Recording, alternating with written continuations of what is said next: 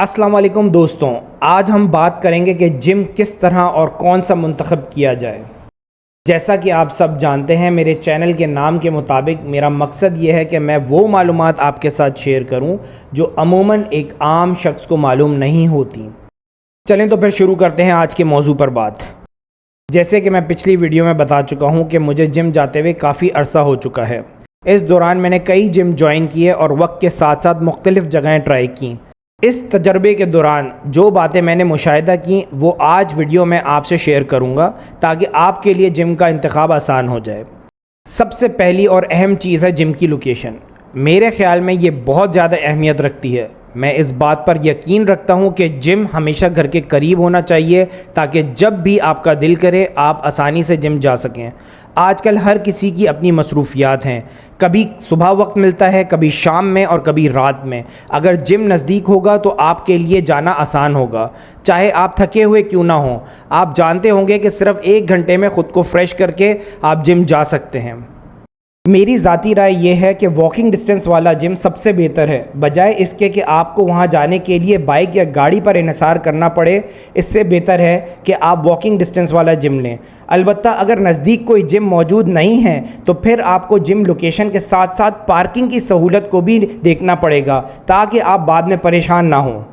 देखें, मेरे लिए तो लॉकर्स, शावर या सुहाना वगैरह कभी इतने अहम नहीं रहे, क्योंकि मैंने हमेशा घर के करीब जिम को ही तरजीह दी है। लेकिन जाहिर है हर बंदे की अपनी ज़रूरियात होती हैं, इसलिए मैंने इन चीज़ों का जिक्र कर दिया। हो सकता है किसी के लिए लॉकर बहुत ज़रूरी हो। खैर, इस वीडियो का असल मकसद छोटी छोटी सहूलतों पर बात करना नहीं है। मैं आपके साथ असल टेक्निकल नॉलेज शेयर करना चाहता हूँ, वो चीज़ें जो अक्सर नए जिम मेंबर्स को पता नहीं होती। अब फ़र्ज़ कर लें कि आप जिम में एडमिशन की नीयत से विज़िट करने जाते हैं, तो सबसे पहले आपने जिम के इक्विपमेंट का पूछना है। क्या जिम का इक्विपमेंट इम्पोर्टेड है या लोकल है, यानी मशीनरी वगैरह किसी बाहर के ममालिक, चाइना या अमेरिका से इम्पोर्ट की है या पाकिस्तान में लोकली बनवाई है। आजकल बहुत सी लोकल कंपनीज़ भी बहुत अच्छा इक्विपमेंट बनाती हैं, लेकिन इम्पोर्टेड और लोकल मशीनरी में 19-20 का फ़र्क तो ज़रूर रहता है। इसके अलावा इंपोर्टेड और लोकल मशीनरी की कॉस्ट में भी ज़मीन आसमान का फ़र्क होता है। एक अंदाजे के मुताबिक पूरे जिम की लोकल मशीनरी की कॉस्ट तकरीबन 70 से 80 लाख होती है, जबकि यही इंपोर्टेड मशीनरी आपको 3.5 से 4 करोड़ की पड़ती है। यानी जिम ओनर इंपोर्टेड मशीनरी के पैसों में अगर लोकल मशीनरी डाले तो 3 जिम और खोल सकता है। ये बात आपके लिए जानना इसलिए ज़रूरी है ताकि आप जिम की फ़ीस का भी तयन कर सकें। कुछ जिम ओनर्स लोकल मशीनरी रखते हैं और जिम की फ़ीस इतनी चार्ज करते हैं जितनी कि एक इम्पोर्टेड मशीनरी वाले जिम की होती है। एक ज़माना था जब ओपन एयर जिम भी हुआ करते थे, पंखे वाले जिम भी थे और एसी का तो कोई कॉन्सेप्ट ही नहीं था। लेकिन उस वक्त ग्लोबल वार्मिंग की वजह से इतनी गर्मी नहीं होती थी। अब तो एसी वाले जिम के बगैर एक्सरसाइज करना तसव्वुर भी नहीं किया जा सकता। खैर, एसीज़ आपने सिर्फ देखने नहीं है, बल्कि जो बंदा आपको टूर करवा रहा है या जो कोच है उससे आपने ये भी पूछना है कि क्या एसी हर वक्त ऑन होते हैं। आपने ये भी पूछना है कि सुबह में अमूमन लोग कम होते हैं, अगर मैं सुबह में आऊँ तो क्या सुबह भी एसी ऑन होंगे। क्या ऐसा तो नहीं कि किसी पर्टिकुलर टाइम पे सुबह या दोपहर कम मेंबर्स होने की वजह से आप एसी ऑन ही नहीं करते। खैर, उनके जवाब से आपको अंदाज़ा हो जाएगा कि एसी के हालात इस जिम में क्या हैं। तीसरी जो सबसे इम्पॉर्टेंट चीज़ आपने जिम में देखनी है वो है मशीनरी। आपने रैंडमली बाकी सब की तरह हर मशीन को नहीं देखना। आपने मेरी वीडियो सुनी है, इसलिए अब मशीन्स को कैसे देखेंगे वो मैं अब आपको बताता हूँ। अगर आप पहले से जिम जा रहे हैं तो आपके लिए मशीन्स को एवेल्युएट करना बहुत आसान होगा, लेकिन अगर आप बिल्कुल न्यू हैं तो थोड़ी दिक्कत होगी। खैर, सबसे पहले आप अपने बैक के रूटीन को रिकॉल करें और फिर उसी ऑर्डर में, जिस ऑर्डर में आप एक्सरसाइज करते हैं, हर मशीन के पास जाएं और देखें अगर वो मौजूद है या नहीं। जैसे कि lat pull down machine, seated row machine, chest supported row machine, T bar row machine वगैरह। अगर आपके बैक के डे की सारी मशीन्स मौजूद हैं तो अब आप दूसरे बॉडी पार्ट पर शिफ्ट हों और फिर उसकी सारी मशीन्स को जाके एक एक करके चेक करें। अगर आपका दूसरा दिन लेग डे है तो फिर आप चेक करेंगे कि लेग एक्सटेंशन की मशीन मौजूद है या नहीं, leg press machine, Smith machine जिससे आप स्क्वाट लगा सकते हैं, हैमस्ट्रिंग के लिए लाइंग लेग कर्ल की मशीन मौजूद है या नहीं। ठीक है। इसी तरह आप एक एक करके अपने सारे बॉडी पार्ट्स के रूटीन को रिकॉल करेंगे और एक एक करके सारी मशीन्स और स्टेशंस पे आप जाके विज़िट करेंगे और देखेंगे कि आपके मतलब की मशीन्स और इक्विपमेंट मौजूद है या नहीं। जिम की मशीन्स को एवेलुएट करते हुए आपने एक चीज़ का और भी ख्याल रखना है। आजकल ट्रेंड चेंज हो गया है, हर किसी के पास वक्त कम है।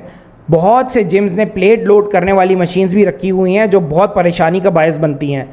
मैं तो एक हैवी लिफ्टर हूँ। अब फ़र्ज़ करें मुझे चेस्ट सपोर्टेड रोज़ की एक्सरसाइज करनी है, तो मुझे 50 केजी की प्लेट्स एक साइड पर डालनी होंगी और 50 केजी की प्लेट्स दूसरी साइड पर डालनी होंगी। इससे मेरी टाइम और एनर्जी दोनों ज़ाया होगा। एक तो मरहला ये हो गया। फिर एक्सरसाइज करने के बाद आपको जिम केयर टेकर ये भी बोलेगा कि वेट्स को वापस रख दें, जो एक और थका देने वाला अमल है। लिहाजा अगर जिम में ऐसी मशीन्स हों जिसमें बस पिन लगाकर वेट कम या ज़्यादा किया जा सके तो वो बहुत अच्छा है। उसमें मशीन्स में पहले से परमानेंट प्लेट्स लगी होती हैं और आपने बस पिन निकाल कर ऊपर या नीचे लगानी होती है वेट कम या ज़्यादा करने के लिए। इस तरह की मशीन्स में ड्रॉप सेट भी आसानी से लगता है। अब आप सोच रहे होंगे कि ड्रॉप सेट क्या होता है।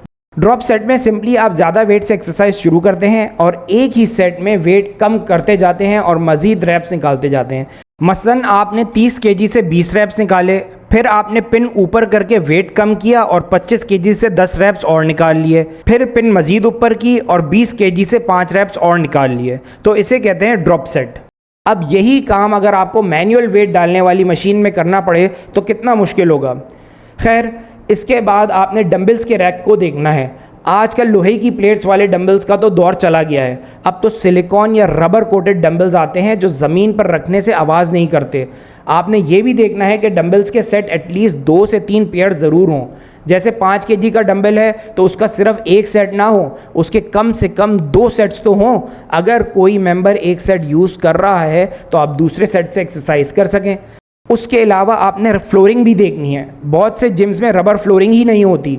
मेरी तो आदत है कि मैं बहुत हैवी डंबल से एक्सरसाइज करता हूँ, लिहाजा मेरी तो एक्सरसाइज करते हुए इतनी हिम्मत नहीं होती कि सेट ख़त्म करके इज्जत से डंबल को ज़मीन पर रख दूँ, लिहाजा मैं तो डंबल को फेंक देता हूँ। लेकिन अगर आपके जिम में रबर टाइल्स नहीं लगे हुए तो फिर आप ये नहीं कर सकते, वरना सीमेंटेड या टाइल्ड फ्लोर तो टूट जाएगा और जिम केयर टेकर आपको ज़ोर से वेट फेंकने से मना करेगा।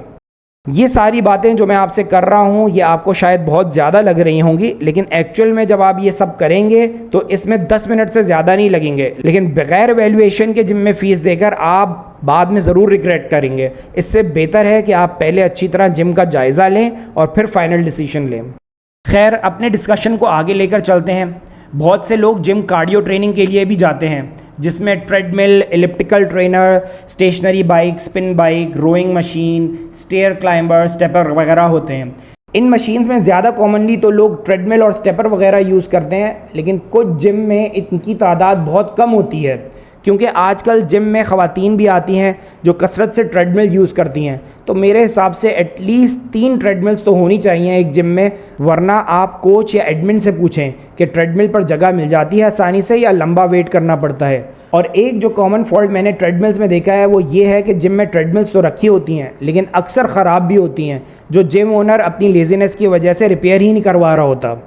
अब मैं आपसे कुछ छोटी छोटी जिम की फैसिलिटीज़ का भी जिक्र कर देता हूँ, जैसे कि एक्सरसाइज बेल्ट, पीने का पानी, अलग अलग टाइप की रॉड्स जैसे EZ बार, केटल बेल वगैरह। क्योंकि मैं मिलेनियल हूँ और मैंने हमेशा पुराने ज़माने के ट्यूबलाइट की रोशनी वाली ब्राइटली लिट जिम्स में एक्सरसाइज की है, इसलिए मुझे आजकल के न्यू मॉडर्न जिम्स जो हैं उनकी स्पॉटलाइट्स पसंद नहीं हैं, क्योंकि एक्सरसाइज करते हुए वो डायरेक्ट आँखों में लगती हैं। खैर, हर चीज़ तो आपके मतलब की नहीं मिलेगी। आपके लिए जो चीज़ें इंपॉर्टेंट हैं अब आप वो देखें और जिम चूज़ करें। मेरा मकसद तो आपके सामने हर तरह की फैसिलिटीज़ के बारे में बात करना था और टेक्निकल इन्फॉर्मेशन शेयर करना था जो जनरली लोग जिम चूज़ करते हुए नहीं देखते।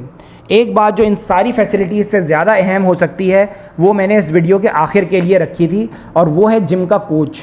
ये एक इतना बड़ा फैक्टर है कि हो सकता है कि अच्छे कोच के लिए आपको हर चीज़ से कॉम्प्रोमाइज़ करना पड़ जाए। अगर आपका मकसद फ़ैट लॉस है और जो जिम आप विज़िट कर रहे हैं उसके कोच का ट्रैक रिकॉर्ड है कि उसने लोगों का वेट कम करवाया है और लोगों को ट्रांसफॉर्म किया है, तो हो सकता है फिर आप सारे दूसरे एस्पेक्ट्स को इग्नोर कर दें और सिर्फ अच्छे कोच के खातिर जिम ज्वाइन कर लें।